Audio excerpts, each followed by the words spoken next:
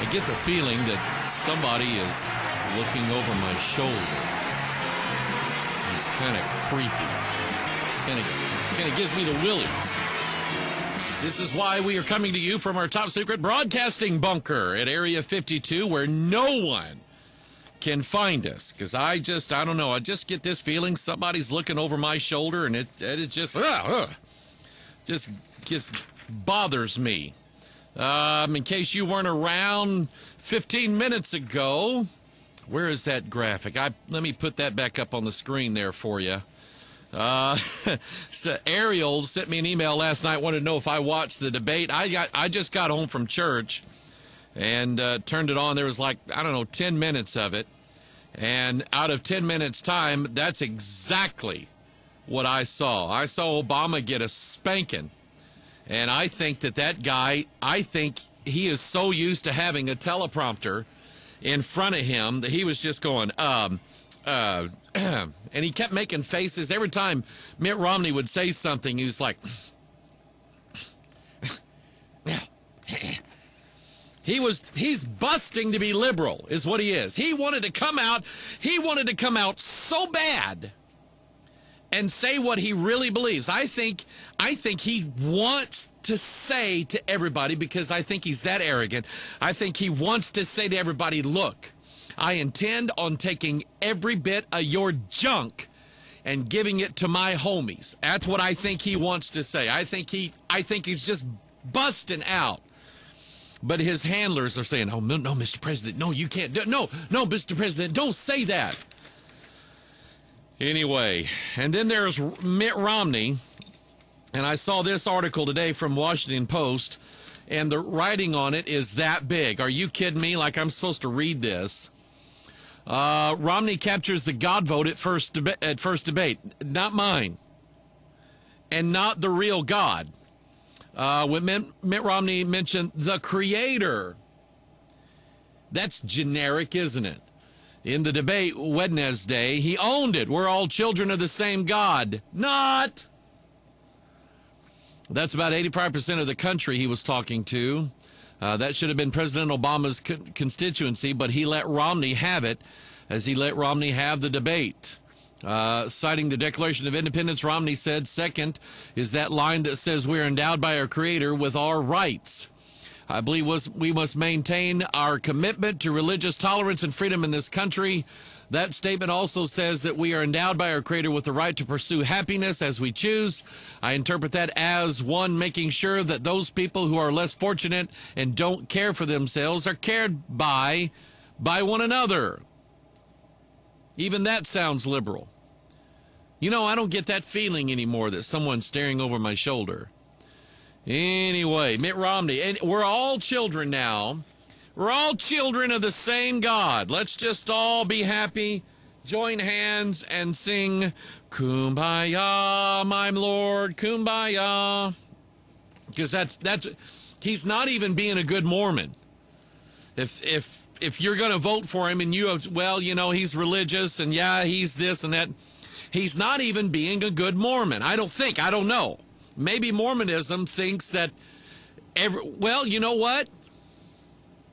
Now that I think of it, I think he is being a good Mormon. It seems to me that I remember the idea that Elohim, the God of Mormonism, and his 478 wives, I don't know how many he had, but he had all these women that he was shacked up with, created all of these earth beings.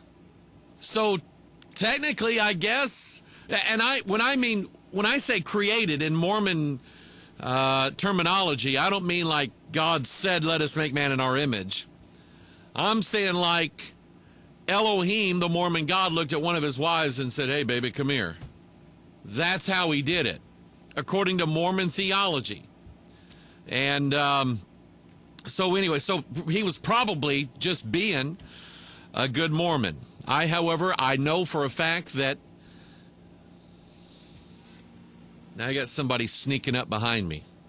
I know for a fact that... now I lost my train of thought. Anyway, let's move on. Henry Kissinger Who is a Jew, for crying out loud? And you know, some people ask me, and I think I commented on this the last time. Some people asked me about Mahmoud, or whatever his name is, Ahmadinejad, go and having meetings with these Jewish tribes, these non-Zionist Jewish tribes. And basically it was, the camera was on, and he was making it look like that, see, the Jews, I really love the Jews. I really, you know, I do this. But that's not true. He's misleading everybody, and don't read into this like there is some... Anyway, Henry Kissinger, I'll just read the news. I'll stick with that. Henry Kissinger, U.S. intelligence community endorse world without Israel. Iran's President Mahmoud Ahmadinejad has been vilified in the Western media for daring to imagine a world without Israel. But according to news reports, Henry Kissinger and 16 American intelligence agencies agree, now listen to this, that in the near future, Israel will no longer exist. In the future, in the near future, Israel will no longer exist. The New York Post quotes Kissinger word for word. In 10 years, there will be no more Israel. Henry Kissinger. Sounded just like him, too. Kissinger's statement is flat and unqualified. He is not saying that Israel is in danger, but could be saved if we just give it additional trillions of dollars and smash enough its enemies with our military. He is not saying that if we elect Netanyahu's old friend Mitt Romney, Israel could somehow be salvaged. He is not saying that if we bomb Iran, Israel might survive. He is not offering a way out. He is simply stating what he believes to be a fact. In 2022, Israel will no longer exist. The U.S. intelligence community agrees, though perhaps not on the precise 2022 expiration date. I had it figured it was like a 2012 Mayan thing, but, you know, who am I? 16 U.S. intelligence agencies with a combined budget of $70 billion have issued an 82-page analysis titled Preparing for a Post-Israel Middle East. The U.S. intelligence report observes that the 700,000 Israeli settlers illegally squatting on land stolen in 1967. Who writes this anyway? Where is this from? Press TV? The U.S. intelligence reports that 700,000 Israeli soldiers illegally squatting on land stolen in 1967. Let me stop right here. Define illegally. Define illegally. And let's go back to, see, I believe in God. And I believe that God wrote a book, and God actually wrote out a title to the land that belongs to the seed of Abraham. He actually wrote that out. And you know what? You asked me the question, Pastor Mike, do you think there's some sort of Zionist cabal that's trying to take over, you know, and rule Israel? Absolutely. I absolutely believe that. I think there's some really, really mean, nasty Israelites that have taken over. The Rothschilds, are you kidding me? Have you seen the Supreme Court building in Israel? It's got like, I mean, why didn't they just write the Illuminati Temple Courtroom right on the outside? Why didn't they put up a big billboard saying the Antichrist will judge from here? Why didn't they do that? Because that's what it is. I get that. But that does not negate the promise that God made to Abraham. It does not negate that. And you can't get around that. Because the promise that God gave to Abraham and to his seed was an unconditional promise. I will give you this land. He even, if you go read what God told Abraham, they're actually supposed to have land that goes all the way over to the Euphrates River, for crying out loud. And so in 1967, if I get my world history correct, I'm not totally sure on this, but in 1967, Israel was attacked, and they attacked back. And they took land that by the word of God actually belongs to, so define illegal. This is what I want to know. Anyway, 700,000 Israeli settlers illegally squatting on land stolen in 1967, land that the entire world agrees belongs to Palestine and Israel. Not really. Not the entire world, no. They're not going to pack up and leave peacefully. Since the world never accepted their ongoing presence on stolen land, Israel is like South Africa in the late 1980s. And you know, that's true. I remember looking at, I can't remember what, I think it was an encyclopedia or something like that, and I'm looking for the nation of Israel, and they didn't put it in there. I can't remember which one it was. Anyway, but if this is true, I don't know if this is true. You say, well, it's in black and white. Yeah, well, anybody can write anything.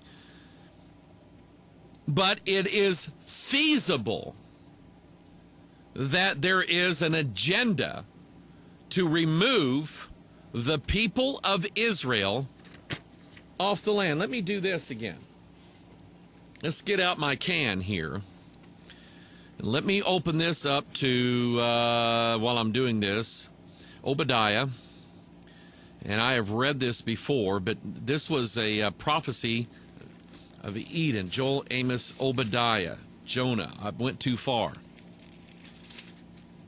Remember, I think that the wall, the Wailing Wall in Jerusalem, the last fragment of the buildings, plural, of the Temple Mount, I think that's coming down.